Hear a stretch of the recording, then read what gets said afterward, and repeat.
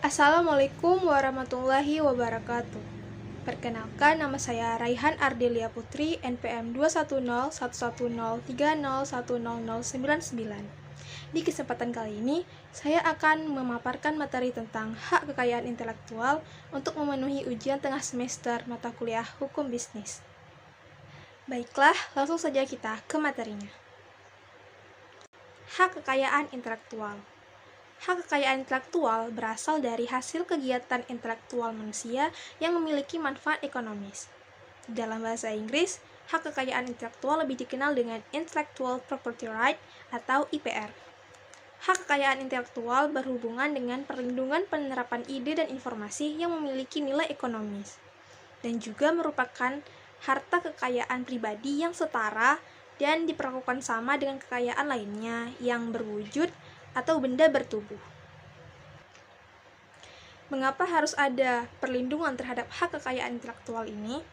Itu semua dikarenakan suatu karya dalam pembuatannya memerlukan yang namanya pengorbanan.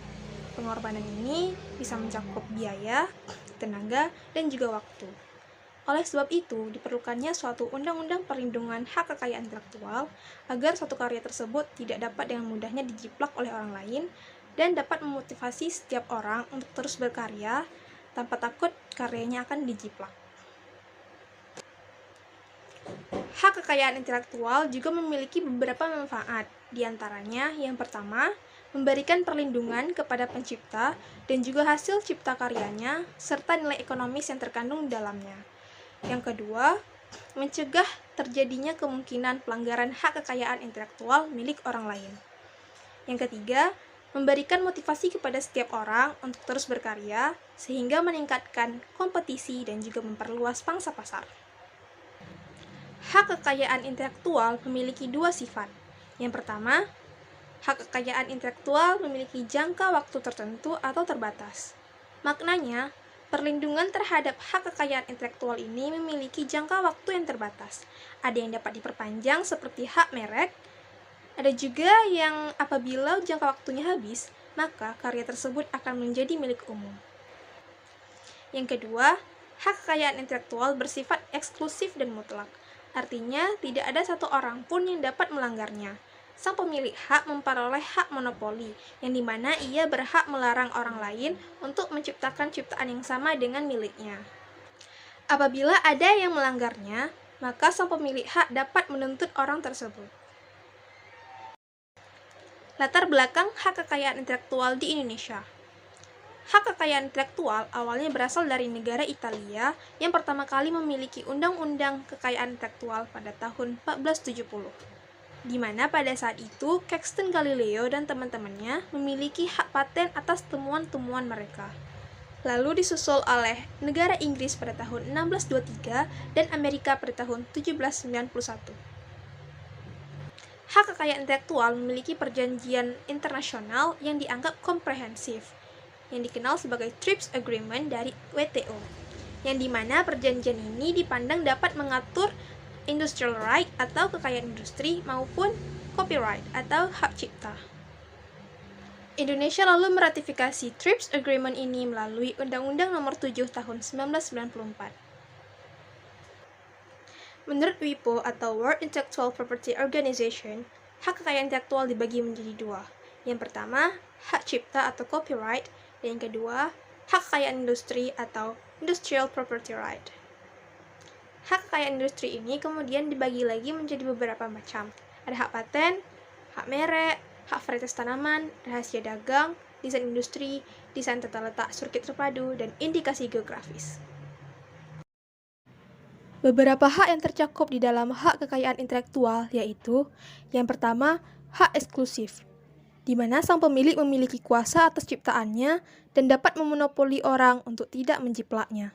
Yang kedua, hak ekonomi, di mana sang pemilik mendapatkan keuntungan ekonomi dari ciptaannya. Yang ketiga, hak moral, yang berarti bahwa apabila ciptaannya dialihkan, maka nama pencipta aslinya tetap harus dicantumkan. Undang-undang yang mengatur tentang hak kekayaan intelektual. 1. Hak cipta. diatur oleh Undang-Undang Nomor 28 Tahun 2014.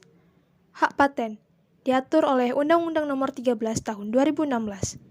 Hak merek diatur oleh Undang-Undang Nomor 20 Tahun 2016. Hak varietas tanaman diatur oleh Undang-Undang Nomor 29 Tahun 2000. Rahasia dagang diatur oleh Undang-Undang Nomor 30 Tahun 2000. Desain industri diatur oleh Undang-Undang Nomor 31 Tahun 2000. Desain tata letak sirkuit terpadu diatur oleh Undang-Undang Nomor 32 Tahun 2000. Dan indikasi geografis diatur oleh Undang-Undang Nomor 20 Tahun 2016. Berikut contoh-contoh dari karya cipta.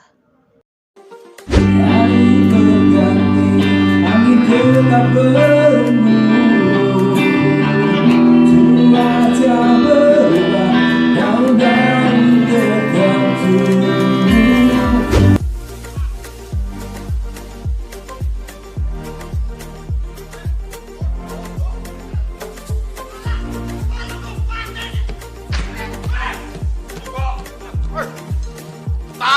Lamun, kowe bisa males sedul.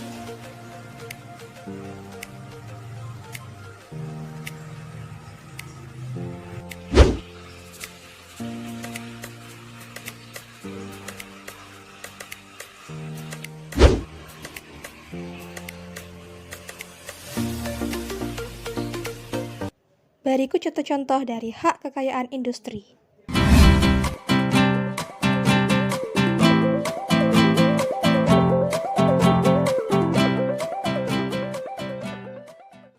Semua proses uji untuk unsur kebaruan, keunggulan dan stabilitas dan keseragaman dari tanaman kita lakukan di stasiun ini. Ini menjadi penting untuk memberikan jaminan kepada para pelaku usaha bahwa kita sudah melakukan semua uji itu dengan baik.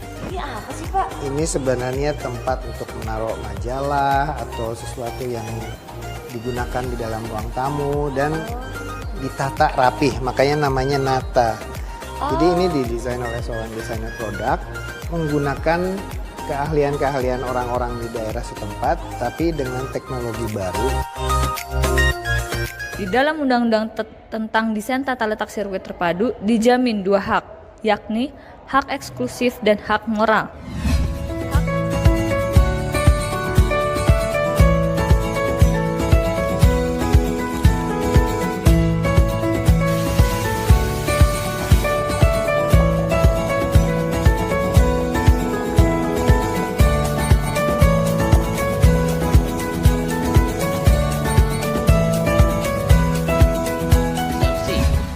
Kini PT Pioneer Indo Gourmet International Tbk yang merupakan perusahaan asli Indonesia mengambil alih kepemilikan untuk brand ini. Ada kopi Gayo yang terkenal dengan jenis kopi arabikanya di berbagai belahan dunia.